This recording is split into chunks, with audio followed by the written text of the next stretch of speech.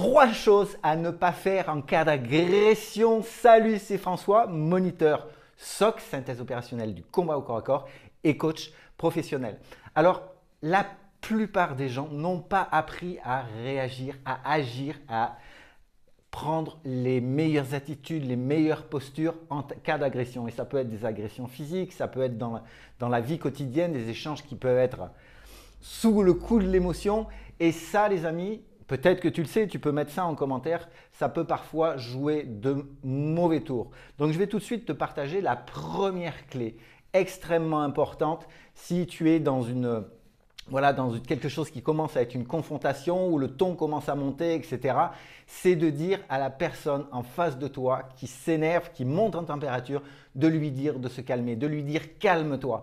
Parce que dans cette situation-là, le corps sous stress, cortisol, adrénaline, en fait, ça va avoir un effet de renforcement de sa colère et en fait, tu vas lui permettre de monter un peu plus. Donc ça, ce n'est pas vraiment à ton avantage. Donc, à la limite, et là, je prends ma casquette de coach PNL, coach en programmation neuro-linguistique, tu pourrais presque davantage lui dire, surtout ne te calme pas parce que le cerveau ne comprend pas la négation. Et là, finalement, c'est une instruction, une commande cachée pour l'inconscient de la personne qui est en face et qui peut avoir un bug sur l'instant et ça s'appelle d'ailleurs une rupture de pattern en PNL et ça peut avoir des effets intéressants.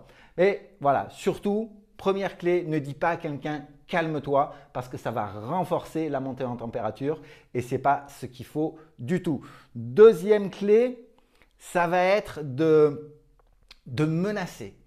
Voilà, là, ça commence à être combat de coq ou de poule ou peu importe. Mais défier, menacer, c'est encore une attitude qui va avoir un effet de renforcement. Et je le sais, quand on est sur le coup de l'émotion, ce sont les émotions qui prennent le volant de la voiture. Hein. C'est comme si tu mettais un enfant derrière le volant de la voiture. Il n'y a pas de contrôle et ça va mener à quelque chose qui va pouvoir déraper dans l'augmentation verbale avec les gestes qui vont arriver, etc. Et ça peut mal finir également. Donc surtout, cette clé, ne menace pas, ne défie pas la personne qui est en face, prends du recul. Et ça, c'est ce qu'on fait en cours de SOC, c'est ce qu'on fait aussi quand on parle de communication en PNL. Ça va être justement de gérer les émotions et vraiment rester dans une posture où il y aura de ta part du détachement. Donc ça s'apprend en SOC, si tu prends des cours de SOC, ça s'apprend également donc en PNL.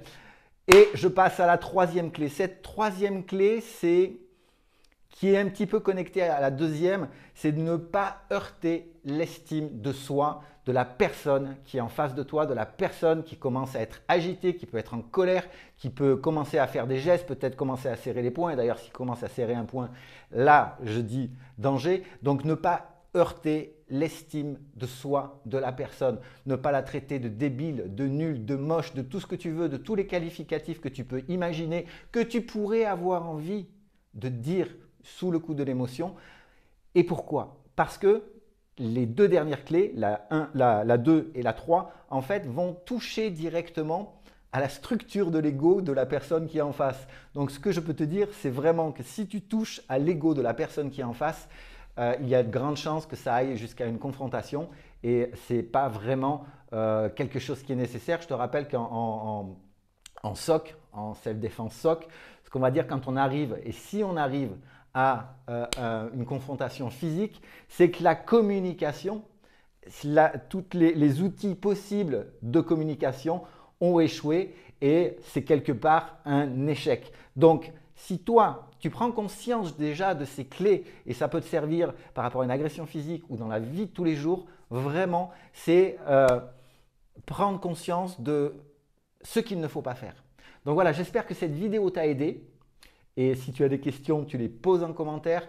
Abonne-toi et n'hésite pas à prendre des cours de SOC, à faire du coaching pour justement avoir une meilleure gestion de tes émotions qui va se traduire par une meilleure communication par rapport à une personne, par rapport à des personnes. Ça peut être dans ton lieu de travail, dans ta famille, dans ton couple, etc., dans ta vie sociale où tu auras des outils, tu vas apprendre à avoir des outils qui vont te permettre de communiquer plus efficacement pour ne pas aller vers une confrontation.